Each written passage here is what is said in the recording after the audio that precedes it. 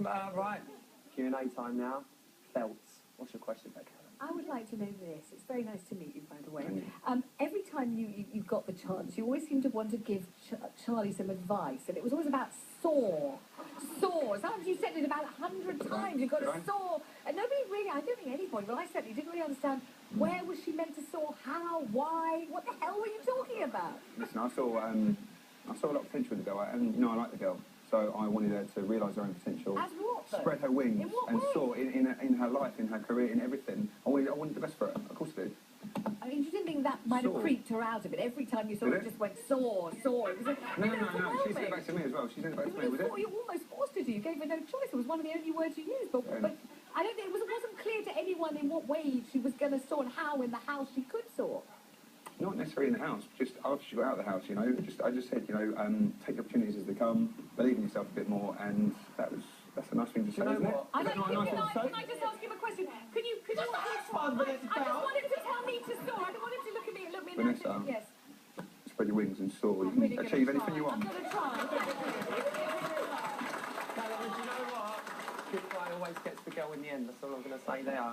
Dad, what's your question?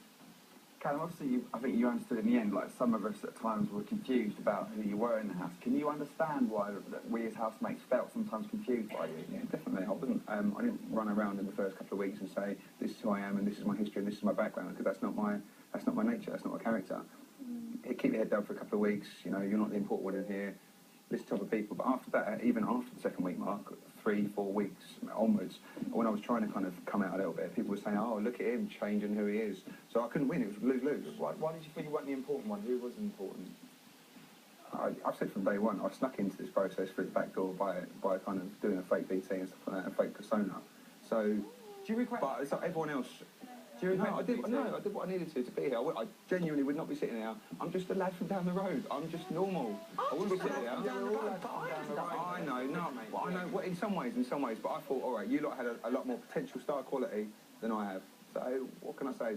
That's what it comes down to. Louise, what about you, babe? Hello, Dexter. Oh,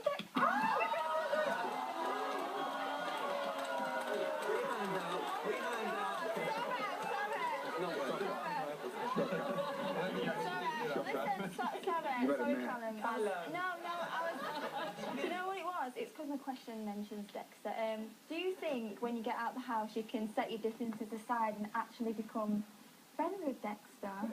Well, friends is a big like word. moving together, be like housemates? Moving together? Yeah, you know. He did offer. You know, do you think you could? Friends is a big word. No, he's played, you know, respect to him, he's a clever bloke, he's manipulating the whole house. I wasn't prepared to be part of his game, so I've shot him down a couple of times. We didn't get along because of that.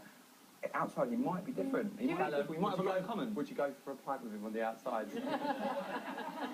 I'd go for a pint with everyone else and he might be there. Hey, you never know, he might be in the same bar. Right, audience.